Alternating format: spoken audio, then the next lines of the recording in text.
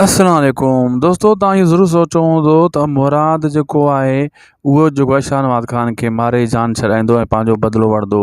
या तव्हां इहो सोचो हूंदो रहज़न जेको आहे उहो मारे पंहिंजे भाउ मिठण जो बदिलो वठंदो ऐं जेका खून ख़राबा थिया, हमला थिया, रहज़न या ककर इहे जेको आहे शाहनवाज़ ख़ान खे पूरो कंदा। तव्हांजे ज़हन में इहा ॻाल्हि घुमी रही हूंदी ऐं तव्हां वरी ईअं बि सोचो हूंदो थी सघे थो त मंसूर ख़ान इन्हनि खे पूरो करे शाहनवाज़ ख़ान खे।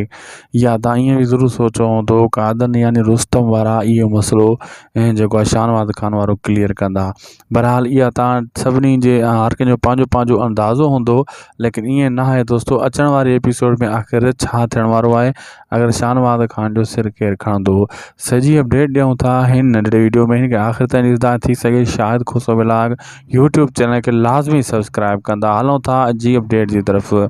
दोस्तों इन्ही खे कोई बि न मारींदो या ही ख़ुदकशी कंदो शाहनवाज़ ख़ान आख़िरी किस्तर में, या हिन खे पुलिस खणी वेंदी। जेको मंसूर ख़ान जेको आहे पुलिस जो ज़ोर ॾियारियो आहे, इहो पुलिस एॾो त घेरो तंग कंदी शाहनवाज़ ख़ान जो, इहो हू अहिड़े क़दम खणण ते मजबूर थी वेंदो या ख़ुदकशी करे छॾींदो या वञी जेल में लोड़ींदो। ऐं इहे सभई हक़ हिसाब सभु क़बूल पाण कंदो।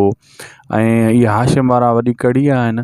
असांखे ॾींदा इजाज़त, लाइक सब्सक्राइब शेयर ज़रूरु कंदा हुदासीं। शाहिद खुसो व्लॉग खे या बेल आइकन खे ज़रूरु ऑल ते कंदा दोस्तों, जी हर अपडेट तव्हांखे मिली सघे। अल्लाह हाफ़िज़।